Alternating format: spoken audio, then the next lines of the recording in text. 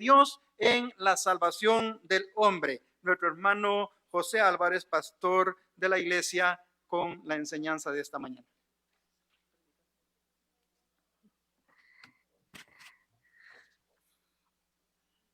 Dios les bendiga, mis hermanos. Sean bienvenidos una vez más, hermanos, a la casa de Dios. Así como compartió nuestro hermano Naú, hermanos, vamos a estar en Romanos capítulo 9, versículo 14 al 24. La soberanía de Dios en la salvación de los hombres. Dice la palabra de Dios, hermanos, en Romanos capítulo 9, hermanos, de la siguiente manera, versículo 14. ¿Qué pues diremos? ¿Que hay injusticia en Dios? En ninguna manera. Pues a Moisés dice, tendré misericordia del que yo tengo misericordia y me compadeceré del que yo me compadezca. Así que no depende del que quiere ni del que corre, sino de Dios que tiene misericordia. Porque la escritura dice a Faraón, para esto mismo te he levantado, para mostrar en ti mi poder y para que mi nombre sea anunciado por toda la tierra. De manera que de quien quiere, tiene misericordia, y al que quiere endurecer, endurece. Pero me dirás, ¿por qué pues inculpa? Porque ¿quién ha resistido a su voluntad? Mas antes, oh hombre, ¿quién eres tú para que aterques con Dios? Dirá el vaso de barro al que lo formó, ¿por qué me has hecho así? ¿O no tiene potestad el alfarero sobre el barro para hacer de la misma masa un vaso para honra y otro para deshonra? ¿Y qué si Dios, queriendo mostrar su ira y hacer notorio su poder, soporta con mucha paciencia a los vasos de ira preparados para destrucción, y para hacer notoria las riquezas de su gloria, la mostró para con los vasos de misericordia que él preparó de antemano para gloria, a los cuales también ha llamado, esto es, a nosotros, no solo de los judíos, sino también de los gentiles. Padre, te damos gracias, Señor. Te damos gloria, Padre Santo, porque solamente tú te la mereces. Señor, tú eres digno de obrar conforme a tu soberana voluntad. ¿Y qué es el hombre, Padre Santo, para que nosotros pidamos o cuestionemos tus decisiones? Ayúdanos, Señor, a someternos a tu palabra. En tu misericordia yo te ruego en esta mañana que me uses para tu gloria, Señor. Y que, Señor, hables a nuestros corazones, Señor. Padre Santo, para ser oidores obedientes de tu palabra. Quita toda dureza, todo estorbo de nuestra mente y ayúdanos a meditar en tu palabra y a obedecer tu palabra. Todo esto te lo pido en tu santo nombre, Cristo Jesús. Amén. Pueden tomar asiento, mis hermanos. Contexto anterior, hermanos. ¿Qué dijimos la semana anterior? Ya había habido un cuestionamiento, hermanos, a la enseñanza de la elección incondicional de Dios. Al igual, y tengo que decirlo con tristeza, muchos hoy en muchas iglesias también cuestionan esta doctrina y enseñan algo diferente. Muchos enseñan que ellos escogen a Dios y que Dios sabía que ellos un día lo iban a escoger a él y por eso Dios los predestinó. Y si eso fuera cierto, Pablo no diría nada de lo que acabamos de leer en la Biblia. Si usted y yo escogemos a Dios, Pablo no tenía que por qué ponerse en este problema tan grande para explicar la elección de Dios y la predestinación.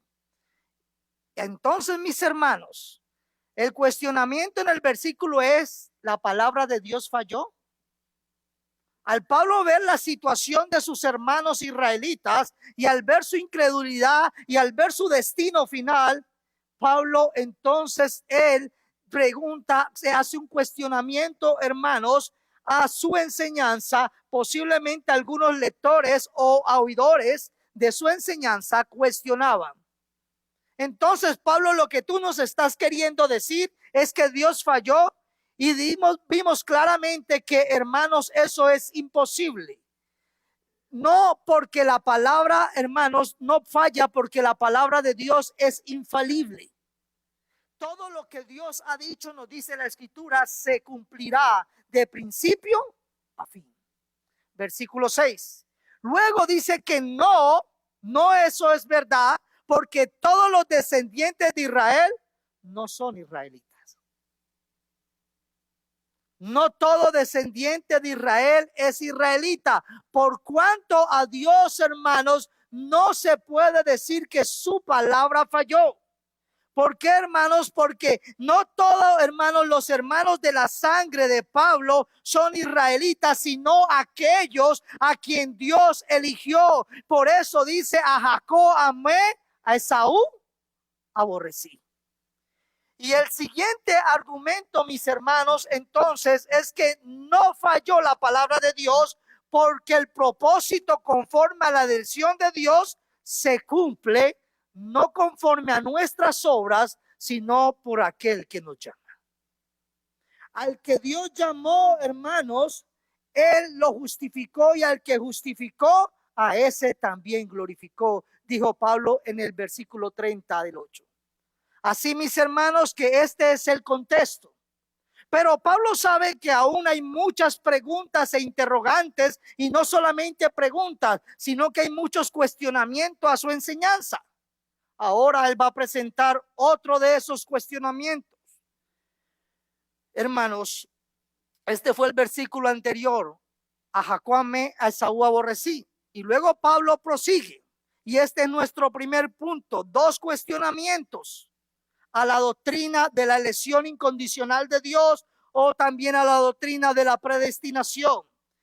¿Es Dios injusto en su elección? Recuerde, el versículo anterior dijo: a Jacob amé, a Esaú aborrecí. Entonces muchos, al igual que hoy, dirían: entonces estamos hablando de un Dios injusto. Pablo va a decir: ¿qué pues diremos? ¿Que hay injusticia en Dios? La respuesta es: en ninguna manera. La Nueva Traducción dice: ¿estamos diciendo entonces que Dios fue injusto? Por supuesto que no. Dios es perfectamente justo en todo su obrar. Todo lo que Dios hace es bueno. Aún castigar al impío, eso es bueno. Así, mis hermanos, que frente a este cuestionamiento, el argumento es que si Dios elige soberanamente sin que las personas merezcan, entonces, no por sus obras, entonces Dios está obrando tiránicamente, injustamente en la, hermanos, culpa del hombre, al culpar al hombre. Ese es el argumento. Y sabemos que Pablo ya había hablado, hermanos, de dos ejemplos bíblicos acerca que Dios eligió a Isaac sobre Ismael, pero también había dicho que Dios escogió a Jacob sobre Esaú. Y entonces el apóstol Pablo sabe que puede surgir interrogantes, y él dejó claro que en ambas elecciones habían sido producidas iglesia solo por el afecto misericordioso de Dios. Que aún, hermanos, en Jacob y Esaú los niños no habían nacido, y Dios ya lo había elegido a Jacob. En nada que él hubiese hecho, nada bueno o nada malo. No lo escogió porque era el más pobrecito o el que no entendía. No lo escogió porque era el más sabio o el más maravilloso o hermoso. No había nada bueno en ninguno de los dos. No habían hecho nada bueno. Y este argumento, hermanos, como decíamos al principio, lamentablemente muchos cristianos cuestionan esta enseñanza. Y la Biblia desde el principio nos habla de la elección de Dios. Y muchos hoy la rechazan porque ven en ella a un Dios injusto. Muchos hoy no hablan de la predestinación ni de la elección porque ven que Dios obra de diferente manera sobre las masas caídas mortales. Y ese no es mi Dios. Y entonces ahora el pueblo, la iglesia, domestica a Dios en lugar de someterse a Dios. Tú y yo no estamos para hacernos nuevo Dios, sino para escuchar a Dios y obedecer a Dios. Y lo digo, hermanos, porque tristemente muchos hemos escuchado estas enseñanzas. Ignorantemente muchos la creen, aún estando en una iglesia bautista. Ellos rechazan la soberanía perfecta de Dios en su actuar sobre todas las criaturas. No pueden aceptar eso, pensando que Dios es injusto. Ellos confunden la justicia con la igualdad. Si Dios es justo, tiene que obrar igualmente con todos. Si Dios obrara igualmente con toda la raza humana, todos estamos condenados. Y nadie debe de ser salvo, porque todos hemos pecado. ¿Cuál es la respuesta del apóstol Pablo a estos cuestionamientos? Al primero, dos cosas va a decir el apóstol Pablo. La primera, hermanos, tiene que ver acerca del texto de la escritura. Pues a Moisés dice, tendré misericordia del que se porte bien, del que nació primero, del que yo, el Dios, no la iglesia, no la denominación, no el pastor, del que Dios quiera tener misericordia. Él es Dios, no te olvides eso nunca. Él es el creador, tú y yo somos criaturas. Somos creación del soberano Dios, y Dios hace como a Él le complace, y eso es santo y perfecto y bueno, porque así es su voluntad, buena, perfecta y agradable.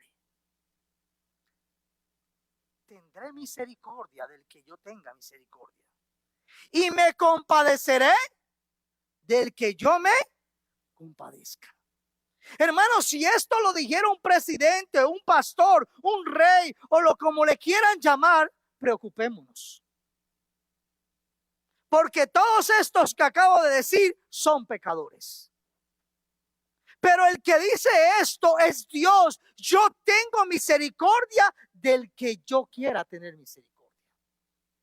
Y eso, hermano, es digno de gloria y alabanza. Dios no tiene por qué tener misericordia de nosotros, pero en su ser infinito, en su carácter divino, Él es un Dios grande en misericordia, dice la Biblia. Así, iglesia, que el argumento de Pablo entonces, él ahora usa una respuesta bíblica. Recuerden el contexto para poder entender esta respuesta de este texto bíblico. Es la petición de Moisés a Dios y le dice, muéstrame tu gloria. ¿Y cuál es el contexto anterior a la petición, hermanos, de Moisés? Cuando Dios le muestra su gloria a través de su misericordia y su compasión, hermanos. ¿Cuál era el contexto? De, hermanos, Éxodo 33, 19. Le respondió, yo haré pasar todo mi bien delante de tu rostro, dice Dios, y proclamaré el nombre de Jehová delante de ti, y tendré misericordia del que tendré misericordia, y seré clemente, compasivo para con el que seré clemente. No dice, voy a ser misericordioso con los misericordiosos. No, hermanos. Dios es soberano en sus, hermanos, decisiones, y Él obra conforme a sus designios. Y el contexto anterior de este, el capítulo 32 de Éxodo, recuerden que el pueblo, hermanos, se había, digámoslo así, levantado en contra de la palabra de Dios. Se habían puesto en rebeldía gravemente en contra de Dios. Habían caído en idolatría y se habían fabricado un becerro de oro porque Moisés no descendía.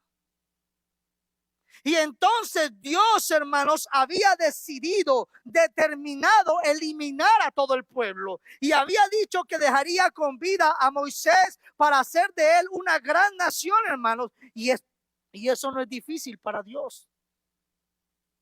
Éxodo 32:10. Ahora pues, dice el Señor, déjame que encienda mi ira en ellos y los consuma, dice Dios. ¿A quién? A tu pueblo, al pueblo de Dios. Y le dice a Moisés, y de ti yo haré una nación grande. Ya vimos el ejemplo de Abraham. Con todas las imposibilidades, Dios le prometió una gran nación. Así que con Moisés, Dios no tenía ningún inconveniente. No hay nada imposible para Dios. Este es el contexto, mis hermanos, de esta cita bíblica. Dios entonces, hermanos, manifiesta su misericordia perdonando al pueblo, iglesia. Y entonces Moisés suplica y Dios, hermanos, decide perdonar al pueblo, no derramar su ira sobre ellos. Y en ese contexto es que Moisés le dice, te ruego que me muestres tu gloria.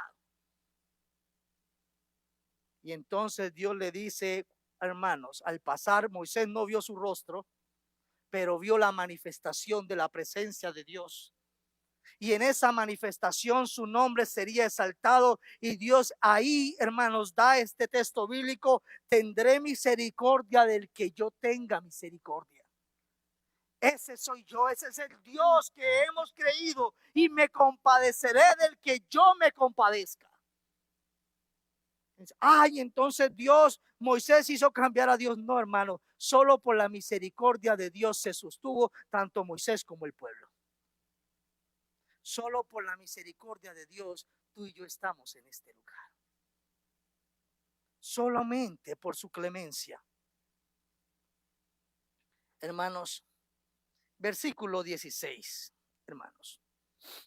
Dice la palabra así, que no depende del que quiere, ni del que corre, sino de quién, hermanos.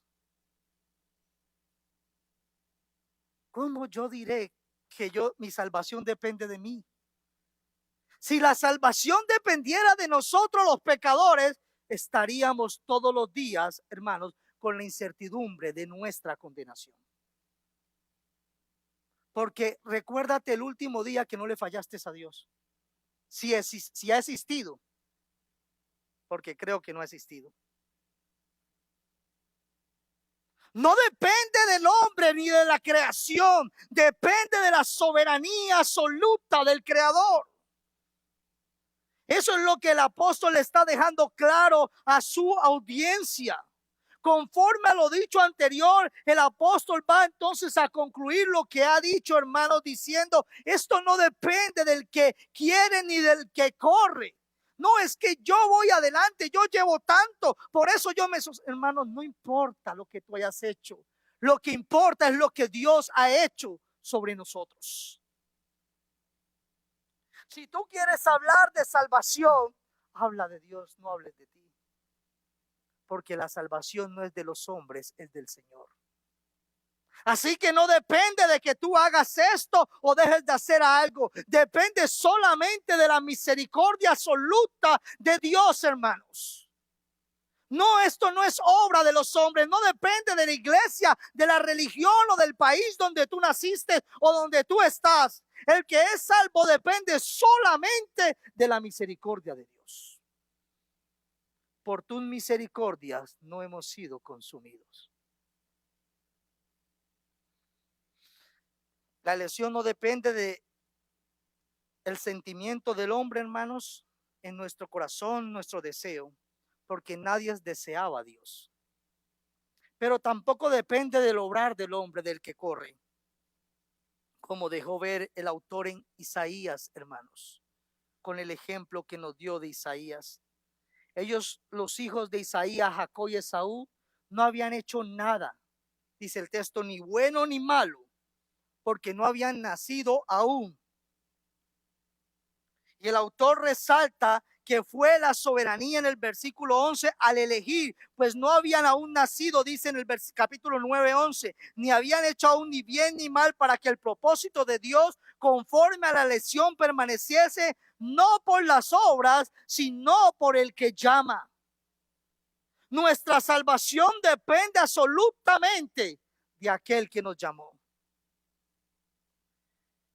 El autor entonces va a decir que todo depende de la potestad soberana de Dios, quien elige a los objetos de misericordia. Si Dios, hermanos, ha derramado su misericordia sobre ti, solamente ha sido una decisión soberana del Creador del universo.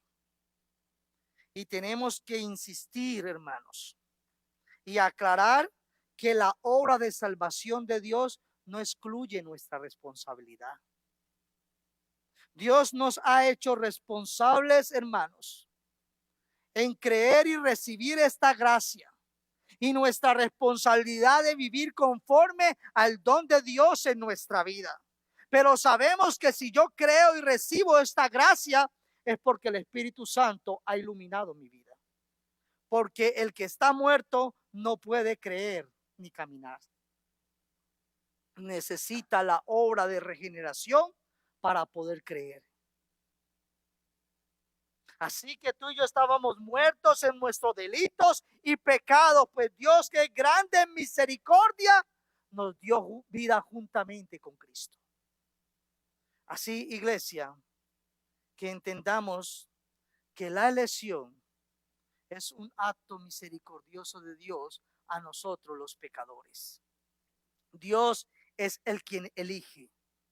Dice Efesios 2:8-9, porque por gracia, por medio de la fe, y esto no de vosotros.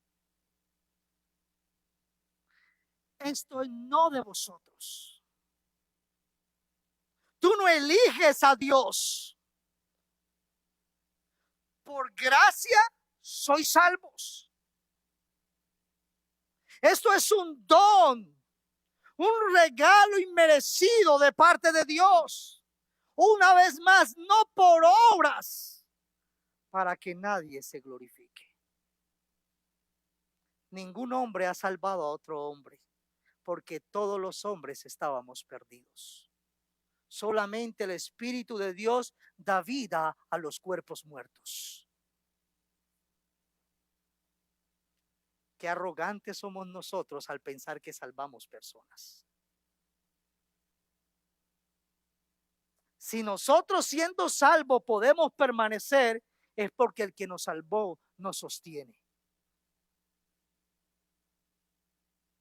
Así que yo no salvo hombres. Es Cristo el que convence de pecado y lleva al pecador al arrepentimiento.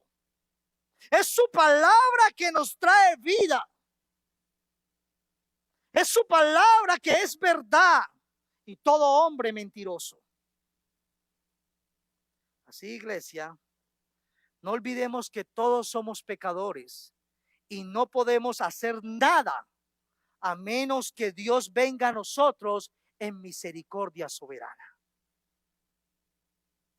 Todos estábamos muertos en delitos y pecados.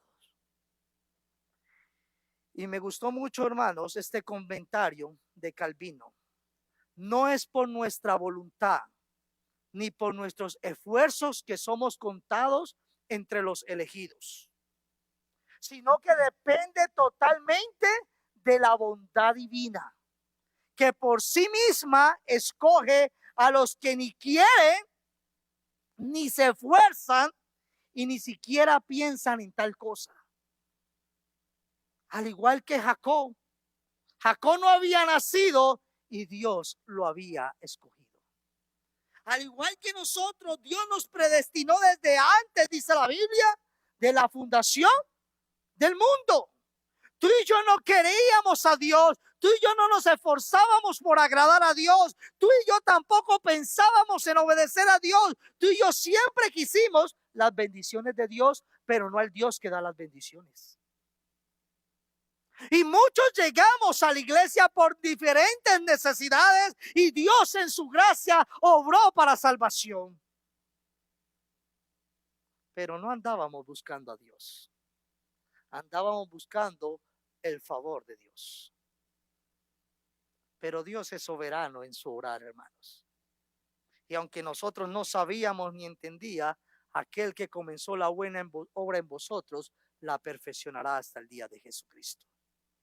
Iglesia, recibir misericordia y la gracia de Dios no depende de nuestra voluntad o del correr, sino solamente de la absoluta misericordia de Dios sobre los pecadores. Entonces, a la respuesta que si Dios es injusto, ya el apóstol dio su primer argumento.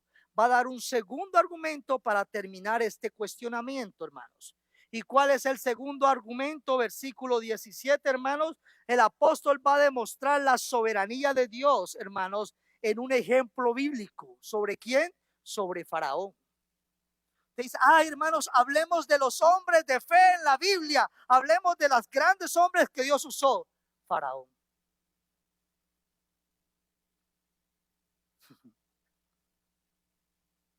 ¿Y ustedes creen que el pueblo de Israel no hablaba mal de Faraón y odiaba a Faraón?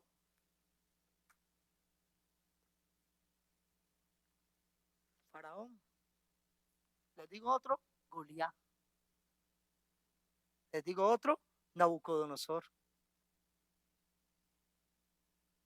Nosotros siempre buscamos a los Abraham, a los Isaac, a los Jacob. Hermanos, Dios es soberano. Él obra sobre vasijas de honra, pero también sobre las vasijas de deshonra. ¿Vas a cuestionar a Dios? Si lo cuestionas, no te preocupes, ya el apóstol te da la respuesta. Para esto mismo, dice la Biblia, te he levantado. ¿A quién? A Faraón.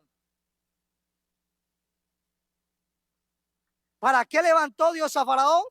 Para mostrar en ti mi poder. Y para que el nombre del soberano sea anunciado por toda la tierra. Yo pensaba que Dios nomás obraba con nosotros los buenos. No hay bueno ni aún uno, iglesia. ¿Quién dijo eso, pastor? El Dios soberano, Jesucristo. Toda la masa está caída. El problema es que a veces nosotros pensamos que somos buenos. Y entonces Dios es injusto porque ahora, ¿cómo orar con el bueno y con el malo de la misma manera? Todos estamos caídos. Para esto mismo te he levantado, dice la Escritura. Dios tiene potestad para elegir en misericordia, pero también para rechazar. Y eso es justo. Dios fue el que eligió a Jacob para llevar a cabo sus promesas, pero fue el mismo que rechazó a Esaú para en él no llevar a cabo su promesa. Es el mismo Dios, pero a veces nomás nos gusta hablar del Dios que escogió a Jacob. Nomás nos gusta hablar de Moisés, pero olvidamos que si Faraón en ese tiempo de la historia estuvo ahí, fue porque Dios soberanamente lo permitió. Dios habló a Faraón por medio de Moisés, iglesia, y el mensaje, hermanos, quedó explícito en la Escritura. La Escritura dice a Faraón, dice el texto bíblico. Entonces nos está llevando una vez más a Éxodo, iglesia. Éxodo, hermanos, dice la palabra de Dios 9:16, y a la verdad, yo te he puesto para mostrar en ti mi poder. Y para que mi nombre sea anunciado en toda la tierra. ¿En quién? ¿En Moisés?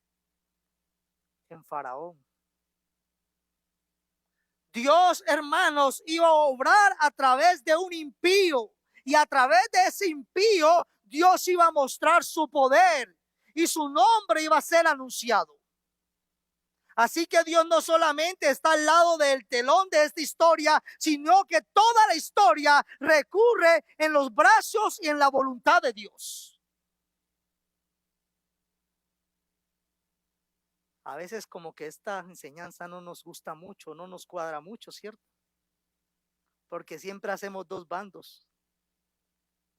Tú y yo lo podemos hacer, pero ningún bando, 2, 3, 4, 5, todos están bajo el brazo poderoso de Dios. Ni el justo, ni el injusto, ni el bondadoso, ni el impío escapan del brazo soberano de Dios. Dios puso a Faraón en un tiempo histórico con un propósito, hermanos, para llevar a cabo sus planes. Y cuando hablamos del verbo levantar, tiene un sentido, iglesia, de dejarle hacer un acto de presencia en la historia, hacer, permitirle. Y es algo que vemos también en el pueblo, lo que Dios hizo con el pueblo de Israel, hermanos. Mateos 11:11, de cierto os digo, entre los que nacen de mujer, aquí está hablando primero de Juan el Bautista, no se ha levantado, al igual que el faraón, Dios permitió que se levantara otro mayor que Juan el Bautista. Pero el más pequeño en el reino de Dios, hermanos, es el mismo verbo levantar en el reino de los cielos, mayor es que él, dice la escritura. Así, iglesia, que Faraón apareció con el permiso soberano de Dios en un determinado tiempo y lo hizo con un propósito soberano predeterminado. Hasta hoy, hermanos, si vemos la historia de Moisés, tenemos que ver la historia de Faraón. Y entonces cuando usted y yo vemos la historia del Éxodo, vemos, iglesia, que Dios no está diciendo que él hizo pecador a Faraón. Cuando usted y yo leemos, vemos que Faraón, iglesia, en el texto bíblico ya había Dios enviado 6 plagas anteriormente a este texto. Por causa de la dureza, de la rebeldía de Faraón. Ya Dios había enviado la plaga de el agua convertida en sangre, la de la rana, la de los piojos, la de las moscas, la de la enfermedad sobre el ganado, la de la úlcera, y estaba pronto a enviar la 7ª plaga, que era la plaga del granizo. Y ahí en esa 7ª plaga, iglesia, vemos que Dios va a hacer algo sobre Faraón que ya estaba en él. Aquí vemos las 6 veces que Faraón se endureció. Éxodo 7:13, 7:22, 8:15, 8:19, Éxodo 8:32, mas Faraón endureció aún esta vez su corazón y no dejó ir al pueblo. Éxodo 9:7, mas el corazón de Faraón se endureció y no dejó ir al pueblo, como Dios ya le había dicho a Moisés. Pero vemos en el 7º, iglesia, antes de enviar la plaga de granizo, lo que Dios le dice: pero Jehová endureció el corazón de Faraón y no los oyó, como Jehová lo había dicho a Moisés. ¿Qué significa esto? ¿Que Dios hizo que Faraón pecara? De ninguna manera, hermanos. Porque Faraón ya era un pecador. Porque el corazón de Faraón ya estaba endurecido. Lo que hizo Dios es que permitió que la dureza de Faraón se siguiera manifestando para llevar a cabo sus propósitos. Así que Dios no es autor del pecado, como ya nos han enseñado nuestros hermanos. El pecado no proviene de Dios, el pecado proviene de nosotros, los hombres rebeldes. Dios no hizo pecador a Faraón. Dios dejó a Faraón que siguiera obrando en su pecado. ¿Para qué? Dice el texto, para mostrar en Faraón su poder. Y Dios está anunciando entonces ese envío de la 7ª plaga, hermanos. Y Dios hubiera podido acabar con la vida del faraón instantáneamente, como si Dios también puede acabar con la vida del pecador hoy instantáneamente. Pero Dios permitió, hermanos, y dejó que Faraón siguiera, hermanos. Y dijo Jehová a Moisés: cuando hayas vuelto a Egipto, mira que hagas delante de Faraón todas las maravillas que he puesto en tu mano, pero yo endureceré su corazón. Dios quitó, hermanos, todo aquello que impedía que Faraón fuera más malo de lo que ya era. Tú y yo no nos conocemos completamente, solamente la gracia de Dios nos sostiene para no hacer más de lo que mal que lo que hacemos. Y así, iglesia, en el versículo capítulo 7 dice la Biblia: y yo endureceré el corazón de Faraón y multiplicaré en la tierra de Egipto mis señales y mis maravillas, y Faraón no oirá. Mas yo pondré mi mano sobre Egipto y sacaré a mis ejércitos, mi pueblo, los hijos de Israel, de la tierra de Egipto con grandes juicios, y sabrán los egipcios que yo soy Jehová. ¿Cuál es mi nombre? Cuando extienda mi mano sobre Egipto, cuando la ira de Dios se manifieste y saque a los hijos de Israel en medio de ellos. Así, mis hermanos, que la razón por la que Dios trata a Faraón de esta manera no es porque él fuera peor que los demás, iglesia. Faraón posiblemente no es peor que alguno de nosotros, sino que era para que el nombre de Dios fuese glorificado. Y este es el principio, iglesia, por el que se inflige todo castigo. Es para que se conozca el verdadero carácter legislador de Dios, porque Dios es justo y Dios disciplina al que ama, pero también trae juicio sobre todo pecador. Y si el juicio de Dios no cae sobre nosotros, fue por la gracia que cayó sobre Cristo en la cruz del Calvario. Porque Dios no da por inocente al pecador.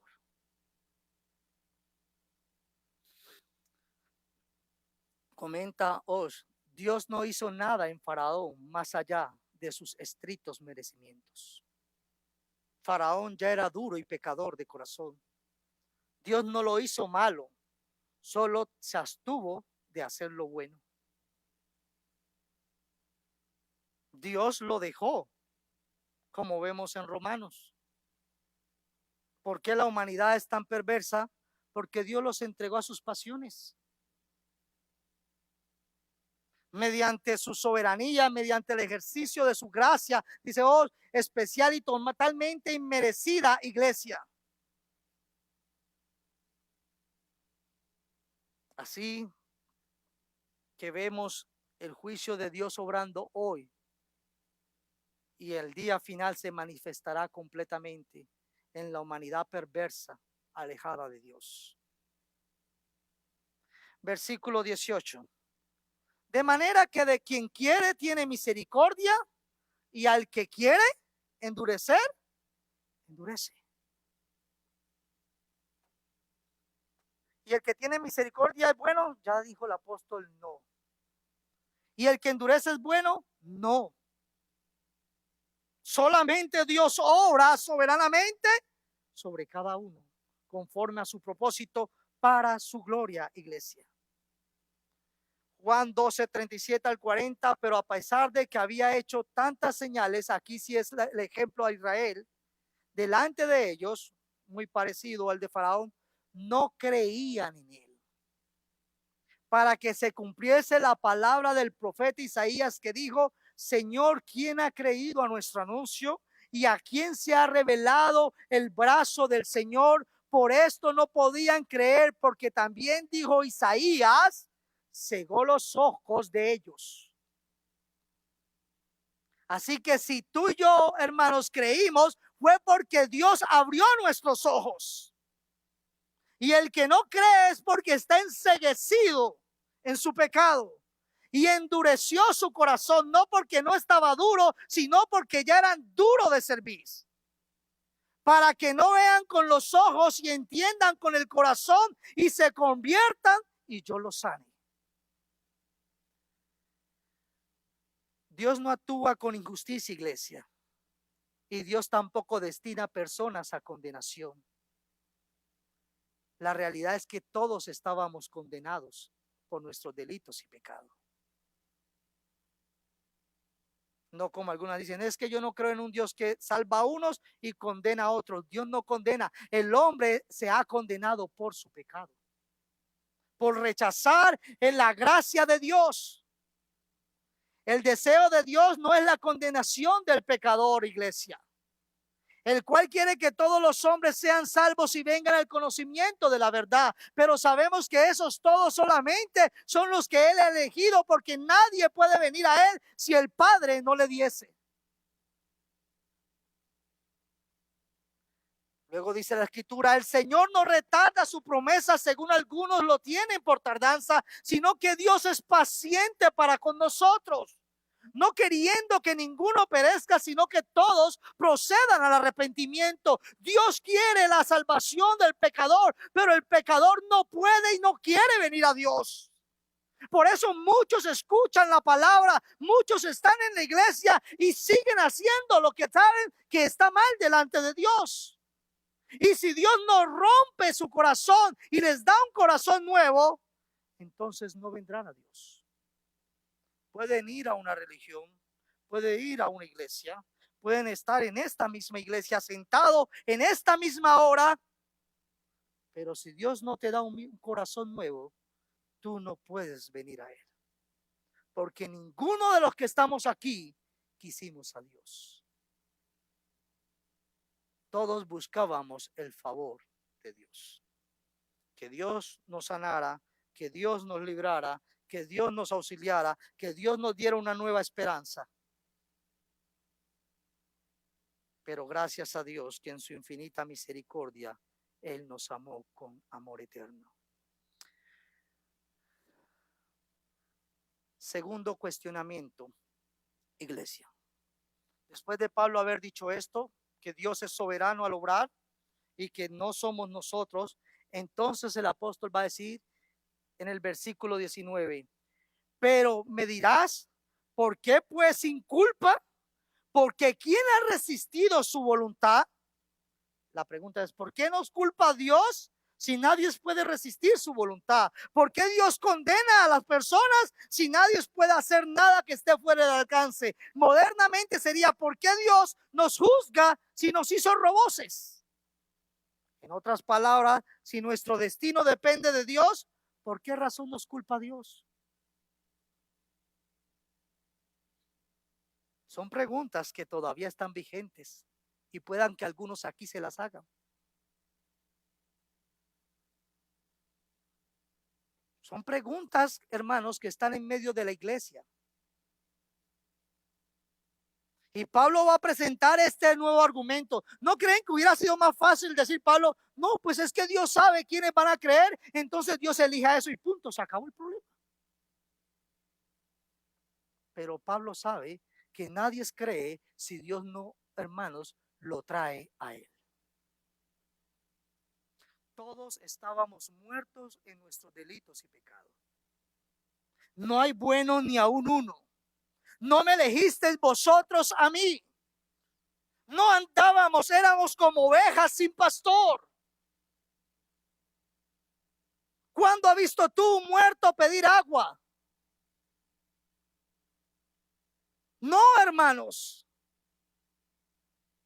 Pablo quiere dejar claro entonces ahora frente a esta, hermanos, segundo cuestionamiento, en el capítulo sería el tercero. Entonces, ¿por qué pues sin culpa? Es la primera cuestión que hace el versículo bíblico. Hay dos preguntas ahí. Pablo dice, ahora me vas a preguntar, ahora me vas a decir, ¿por qué no sin culpa? ¿Por qué reprocha? Es decir, que si Dios actúa en soberanía, iglesia, no debe reprochar la actuación del pecador, si Él es soberano y Él hace como Él quiere. Este es el argumento. La segunda es, ¿quién puede resistir su voluntad? ¿Quién puede resistir su propósito? Es como si el que está argumentando dijera, ya que nadie puede resistir su voluntad, entonces Dios no debería inculpar a nadie. No debería culpar al rebelde, porque si Dios quisiera lo cambiaría. Hermanos, ya existe un llamamiento universal. Dios, hermanos, ha hecho un llamado general. Como dice la palabra de Dios, hermanos, en Mateo: venid a mí, todos los que estéis trabajados y cargados, y yo os haré descansar.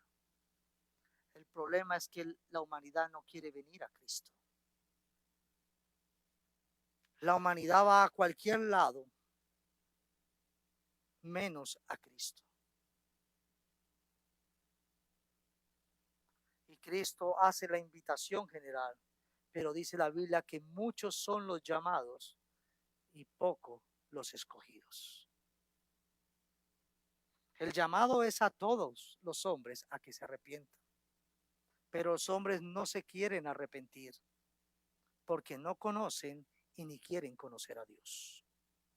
Así, iglesia, que frente a esto tenemos que recordar que la Biblia nos recuerda que nadie que venga a Cristo será rechazado. Nos dice la Biblia: todo lo que el Padre me da vendrá a mí, y el que a mí viene no le echo fuera. Dios es misericordioso y Dios no rechaza, pero solo el que viene a Él es porque el Padre se lo da. No porque yo un día decidí aceptar a Cristo. Ese versículo todavía no lo encuentro. Es porque el Padre lo da y el Hijo, hermano, no lo echa fuera, porque Él vino a salvar a pecadores como tú y como yo. Pero también dice la Biblia en Juan 3:36: el que cree en el Hijo tiene vida eterna, pero el que rehúsa creer en el Hijo no verá la vida, sino que, ¿qué, iglesia? La ira de Dios está sobre él. El hombre es responsable de su condenación. Todo aquel que rehúsa a creer en Cristo es responsable de su condenación. La primera respuesta frente a este segundo cuestionamiento lo vamos a encontrar en el versículo 20. Y es, hermanos, vemos un falso entendimiento de la relación entre el Creador y las criaturas. Dice el apóstol: mas antes, oh hombre, ¿quién eres tú para que alterques con Dios? No seas no seas altanero, no seas irrespetuoso con Dios. ¿Quién somos nosotros para cuestionar a Dios? Y constantemente vemos que aún la ciencia, la humanidad cuestiona y cuestiona día tras día a Dios. Y como no lo entendemos, entonces mejor lo negamos. Pero es que el hombre natural no puede entender las cosas espirituales. Y solamente en el Espíritu podrás entender la verdad de Dios y la palabra. Por más veces que tú leas la Biblia, si el Espíritu de Dios no te ilumina, no tendrás entendimiento. Y entonces ahora, hermanos, vemos que el autor va a dar un ejemplo a esta pregunta formulada. Hermanos, él va a decir: ¿dirá el vaso de barro al que lo tomó: ¿por qué me has hecho así? Imagínense en eso, hermanos. ¿No se les hace como un sinsentido? ¿Podrá decir la vasija al alfarero: ¿por qué me hiciste de esta forma? El alfarero no usa el barro como él quiere usarlo y como él decide hacerlo. La clase de vasija que él quiere hacer. Si tú tienes una posesión en tu vida, en tu casa, ¿tú no haces con ella lo que tú quieres? Yo te voy a decir: mire, hermano, usted no haga eso, haga esto mejor. Tú eres el dueño de esa posesión y tú tienes derecho a hacer con lo que tienes, lo que es tuyo. Si tú tienes ahora dinero en tu bolsillo y quieres ir a un restaurante, no vayas a comer hoy, no gastes ese dinero. Tú tienes derecho a hacer con eso lo que tú quieras. Claro, sabrás que debes honrar a Dios en lo que haces. Si vas a comer, si no vas a comer, si te vas de vacaciones o no vas. ¿Por qué nosotros entonces queremos domesticar a Dios y decirle a Dios qué es lo que tiene que hacer Él? Dirá el vaso de barro al que lo formó: ¿por qué me has hecho así?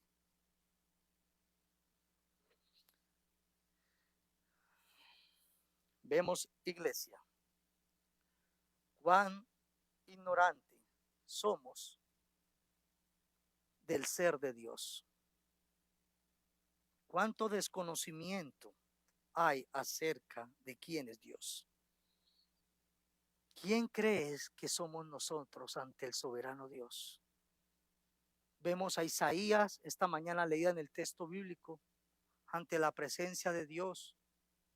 Isaías nomás dijo: ay de mí, que soy hombre de labios inmundos. Y a veces nosotros salimos con nuestra sabiduría a cuestionar a Dios. ¿Saben por qué? Porque no lo conocemos. Si lo conociéramos, callaríamos y caeríamos y reconoceríamos cuán pequeños somos. No olvides que Dios no está obligado a darte su gracia. Si Dios derramó su gracia sobre ti, fue por su infinita misericordia. Dios no está obligado a salvar a nadie. Si Él nos salvó, fue por su gran amor. Porque a veces pareciéramos como si Dios nos debiera a nosotros. Parece como que ahora el barro tomó el lugar del alfarero y le dice: no, yo quiero ser así, yo quiero ser así. Y claro, como estamos en un mundo así, donde vivimos para lo que queremos, así queremos tratar a Dios.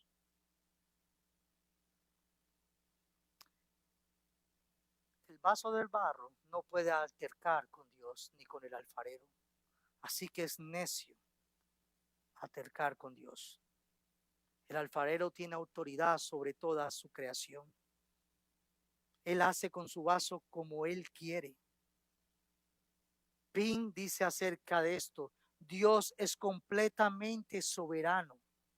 Él posee el derecho de gobernar todo tal como Él quiere. Dios es como el alfarero que tiene control completo sobre el barro. Y entonces yo no, señores, que ¿cuál me gusta más? Yo quiero ser como esta. No, yo necesito esta. Es que me sirve más esta. Es un sinsentido. Es una necedad. Estas cosas solamente estuvieron en las manos del alfarero y el alfarero hizo como él quiso. Pero así es el hombre delante de Dios. Es que yo quiero ser esto, yo quiero ser un gran hombre de Dios. Hermanos, decía alguien: no existe grandes hombres de Dios, existe un Dios grande que obra sobre pecadores. Cuando nosotros nos creemos grandes, hermanos, tengamos cuidado. El único grande es el alfarero soberano. Así que Él hace lo que Él quiere hacer. Y lo que Dios hace es bueno. Porque Él es el soberano Dios del universo. ¿O no tiene potestad el alfarero sobre el barro para hacer de la misma masa un vaso para honra y otro para deshonra? Para hacer a Moisés para liberar a su pueblo y para hacer a Faraón para humillar a su pueblo. ¿Sí están viendo? Y entonces miren lo que está en azul: para hacer de la misma. ¿Qué significa eso? ¿Cuál les gusta más, iglesia? Las dos salieron de la misma masa.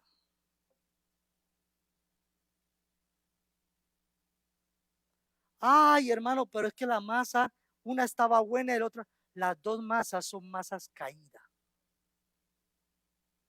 No existía masa buena. Toda la naturaleza estaba caída. Y el alfarero de la misma masa hizo uno para honra y otro para deshonra. Levantó a Moisés para liberar a su pueblo y permitió a Faraón esclavizar a su pueblo. Entonces la diferencia en la masa es la misma pecadora. De aquí salen los presidentes, los pastores, lo que usted le quiera llamar, de la misma masa podrida por nuestros pecados. Entonces, ¿dónde está la diferencia? Solo en el alfarero, que hace como él quiere. Ninguna de las masas merece ser mejor que la otra, pero en su infinita misericordia, él hace unas para honra y deja otras para deshonra. Y no porque él las hizo malas, sino que todos éramos malos. Aquí tú no estás porque tú eres el mejor de tu familia. Tú estás aquí por la infinita misericordia de Dios. ¿De qué me puedo enorgullecer? Es que usted es el pastor. Pues yo soy de la misma masa que tú y yo, hermanos. También mi masa era una masa podrida y caída.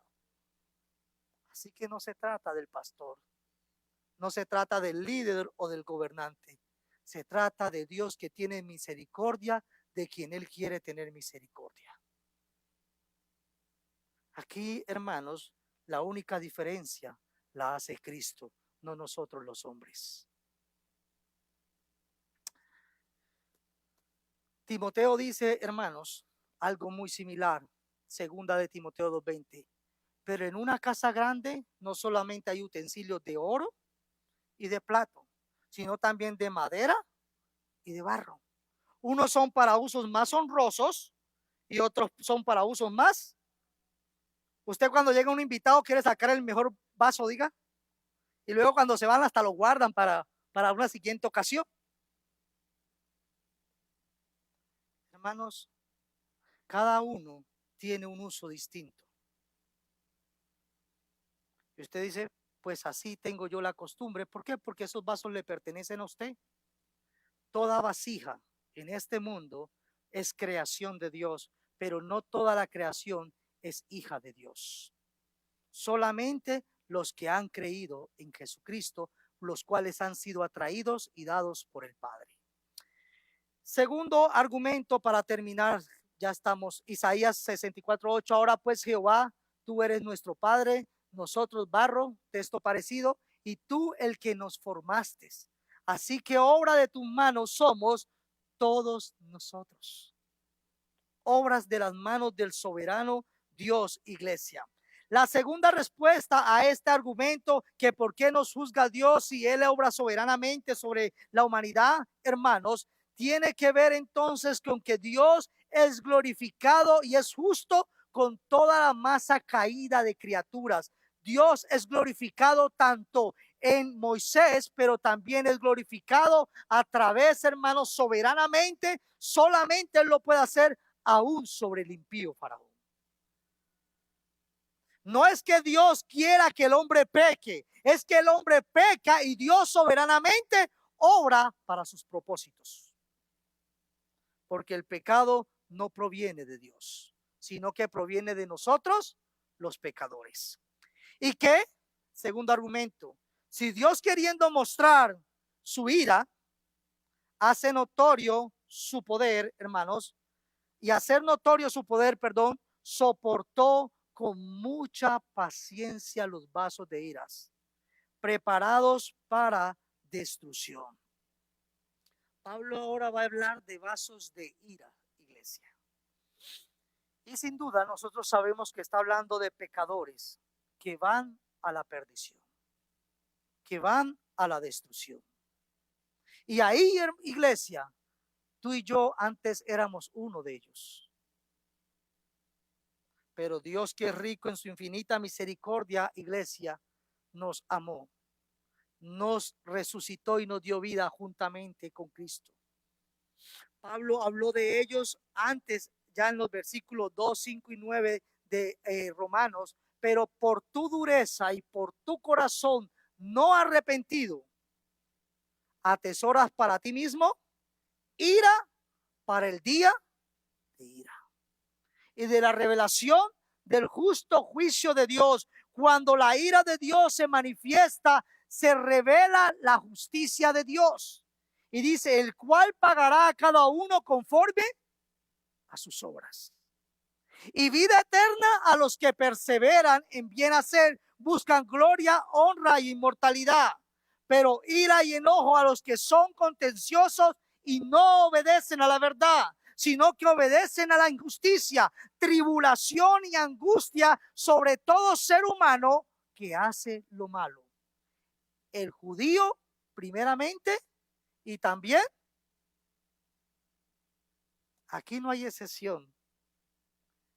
La ira de Dios se manifiesta sobre todo aquel que no pertenece a él.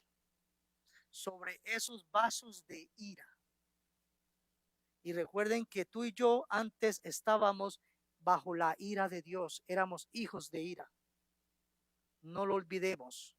Efesios nos va a decir, iglesia, que en los cuales usted y yo anduvimos en otro tiempo, siguiendo la corriente de este mundo, conforme al príncipe de la potestad del aire, el espíritu que ahora opera en los hijos de desobediencia, entre los cuales Pablo le dice a la iglesia, también nosotros vivimos en otro tiempo, en los deseos de nuestra carne, haciendo la voluntad, haciendo lo que nos gusta. Nadie me va a mandar, yo soy libre. ¿Y qué dice la Biblia? Éramos por naturaleza. Éramos por naturaleza. Pablo le está hablando a la iglesia. Todos por naturaleza somos hijos de ira. Todos venimos de la misma masa. Y no porque Dios nos hizo pecadores, porque Dios todo lo que hizo fue bueno y en gran manera, sino porque el hombre decidió rebelarse en contra de su creador. Por nuestra naturaleza, y ustedes acuerdan el año anterior, si no estoy mal, se nos estuvo enseñando acerca de la naturaleza pecadora que todos tenemos. Y antes estábamos bajo esa naturaleza. O menospreciáis las riquezas de su benignidad, dice Pablo, hermanos, en Romanos. Y hermanos, Dios ha sido clemente y misericordioso, soportando a estos vasos de ira, como dice el versículo que leímos. Aún Dios ha sido misericordioso y clemente y paciente con el pecador. Dice, y que si Dios, queriendo mostrar su ira y hacer notorio su poder, soportó. Dios soporta al pecador con mucha paciencia. Y es lo que dice en Romanos 2:4, o menospreciáis la riqueza de su benignidad, paciencia y longanimidad. Y luego va a decir en el Salmo 86:15, mas tú, Señor, Dios misericordioso y clemente, lento para la ira y grande en misericordia y verdad. Dios ha sido lento, es paciente con el pecador. Segunda de Pedro 3:9, el Señor no retarda su promesa. Luego en la parte María, sino que es paciente. El Señor es paciente. Y eso no significa que el Señor no derramará su ira, sino, hermanos, que Él es paciente con el pecador. Así que nosotros somos invitados a estar en Cristo y vivir en Cristo, porque nosotros hemos sido liberados. Y estos vasos de ira están preparados para el día de la destrucción. Entrad por la puerta estrecha, porque ancha es la puerta y espacioso el camino que lleva a la perdición. El apóstol nos está dejando ver, iglesia, que incluso en el necesario castigo de los impíos, Dios no procede con excesiva severidad, sino que por el contrario, Dios los trata con la mayor paciencia. Dios hace que su bondad, su lluvia caiga sobre justos e injustos, que el sol salga sobre buenos y malos. Ese es nuestro Dios. Pero estos vasos de ira también servirán para el propósito soberano de Dios. Voy a avanzar. y para hacer notoria las riquezas de su gloria, las mostró para con los vasos de misericordia que él preparó de antemano. En los vasos de ira, Dios, hermanos, hizo notorio su ira, pero también su poder. Y en los vasos, ahora en contraste, dice que para hacer notoria las riquezas de su gloria, la mostró para con los vasos de misericordia, los cuales él preparó de antemano para la gloria. Porque aquel, hermanos, que nos conoció, nos predestinó, nos llamó, nos justificó, ese, hermanos, que también nos eligió, también nos glorificó. Él nos ha preparado. Por eso yo puedo estar seguro en quien he creído y es poderoso para guardar mi depósito para aquel día. Yo puedo descansar seguro en el Señor, pero el texto nos está diciendo que Dios, la ira de Dios se mostrará sobre aquellos a causa de su pecado. Y en esa ira de Dios, el poder de Dios se manifestará, iglesia. Y que ellos están preparados para la destrucción, como dice el texto de Mateo. Y podemos seguir hablando de muchos otros textos bíblicos que nos dejan ver que aún en el impío Dios cumplirá su propósito y lo usará para manifestar como en el faraón su poder y su nombre será exaltado. Y repetimos una vez más, no porque Dios hizo a Faraón pecador, sino porque Faraón ya era un pecador. Y Dios usó al pecador para llevar a cabo sus propósitos. Dios, hermanos, no, el texto no dice que Dios los preparó para ese fin, sino, hermanos, que el texto deja libre. Y nos vemos en el ejemplo de Faraón. Versículo siguiente, avanzo. A los cuales, iglesia, versículo 23 dijo, para hacer notoria la riqueza de su gloria, los mostró para con los vasos de misericordia. En nosotros Dios hace notoria las riquezas de su gloria. Cuando tú y yo vemos a un cristiano, a un verdadero cristiano, podemos dar gracias y gloria a Dios por su misericordia. A quienes Dios ha preparado, ha llamado, y esto es a nosotros, no solamente al judío, sino también a los gentiles. Este es nuestro soberano Dios, iglesia. Los primeros estaban destinados a mostrar la ira y el poder de Dios.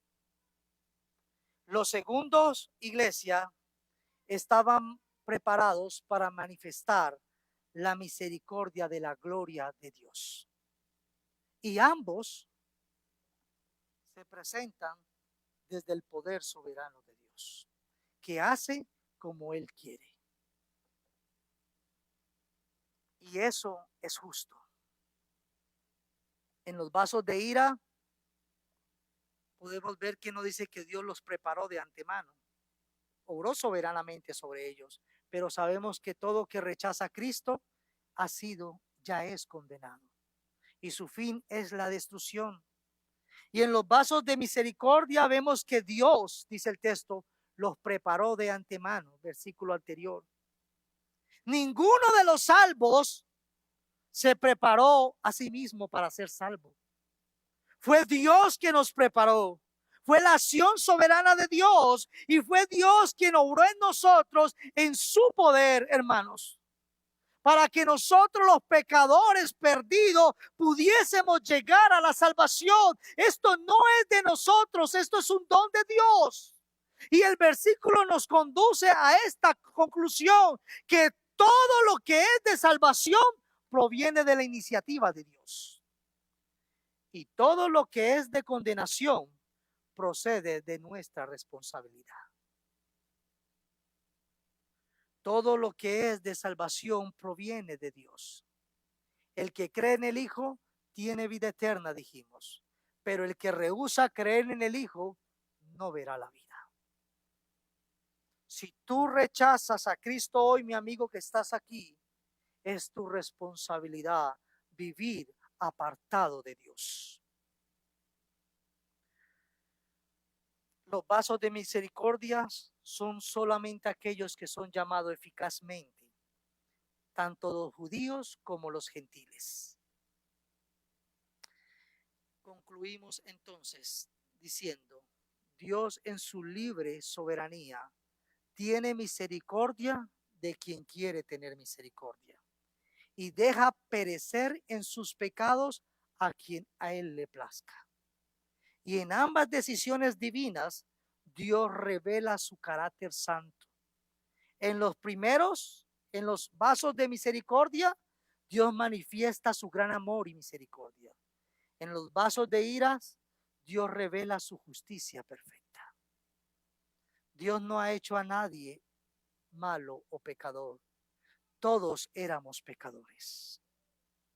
Y a algunos malos, Dios en su misericordia nos amó, nos perdonó y nos redimió. Y todo esto para su santa gloria. Quiero invitarlo a que incline su rostro, iglesia.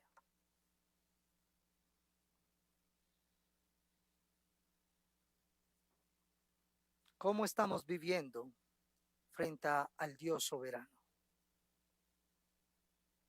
Mi amigo que estás aquí, ¿cuál ha sido tu respuesta frente al soberano Dios?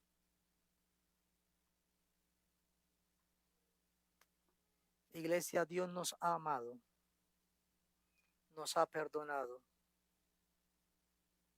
a través del sacrificio de su Hijo, Jesucristo. Dios es digno que le obedezcamos. No desprecies el don de Dios. Levántate y vive para tu Salvador. Honra a Dios con toda tu vida y dale gloria cada mañana, porque sus misericordias se han extendido cada mañana sobre su pueblo y cada día somos objetos de su gracia. Y solo por su gracia somos sostenidos. Solo por su gran amor somos llamados hijos de Dios. Padre, te damos gracias. Gracias por tu gran amor. Guíanos, Señor. Guíanos a honrarte y a glorificarte. Guíanos, Señor, cada día a vivir en tu voluntad.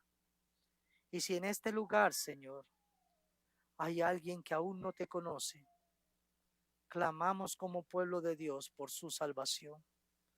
Señor, te rogamos que tu gracia se manifieste sobre esa persona y que todos, Señor, rindamos nuestra vida delante de ti para glorificarte por tu gran amor. Señor, te rogamos por tu iglesia que al salir de este lugar, tu iglesia salga y alumbre en medio de toda oscuridad. En nuestros hogares, Señor, en los trabajos, donde quiera que nos lleves, Señor. Llévanos, Señor, a glorificarte en espíritu y en verdad. Todo esto te lo rogamos en tu santo nombre, Cristo Jesús. Amén. Dios los bendiga, iglesia.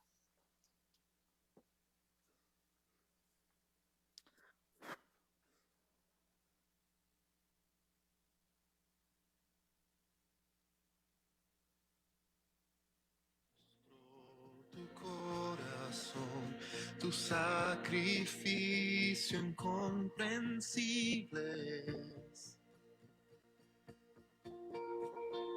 Por nuestras culpas y maldad, clavado fuiste en esa cruz. Tu gran amor incomparable